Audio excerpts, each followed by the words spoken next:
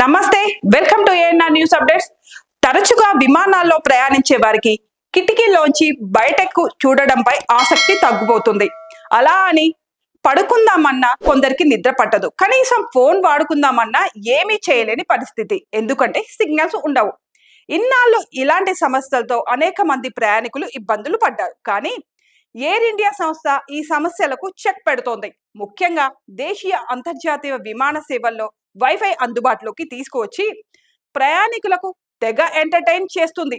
ఆ పూర్తి వివరాలు ఏంటో ఇప్పుడు మనం ఏఎన్ఆర్ న్యూస్ అప్డేట్ ద్వారా తెలుసుకుందాం. టాటా గ్రూప్ కి చెందిన విమానయాన సంస్థ ఎయిర్ ఇండియా ప్రయాణికుల అభిరుచికి తగ్గట్లు విమానాల్లో వైఫై సేవలను అందిస్తుంది. నూతన సంవత్సరం సందర్భంగా పలు విమానాల్లో ఈ సేవలను ప్రారంభించి ప్రయాణికులను ఆశ్చర్యపరిచింది. ముఖ్యంగా air bus A350, Boeing 7879-9, A321 neo విమానాల్లో వైఫై సేవలను అందుబాటులోకి తెచ్చింది.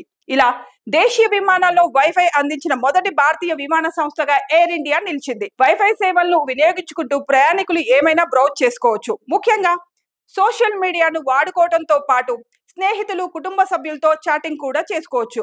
ల్యాప్టాప్ తో పాటు టాబ్లెట్లు, iOS లేదా ఆండ్రాయిడ్ ఆపరేటింగ్ సిస్టమ్లతో కూడిన స్మార్ట్ ఫోన్లు అన్నిటికీ వైఫై కనెక్ట్ చేసుకోవచ్చని ఎయిర్ ఇండియా చెబుతోంది.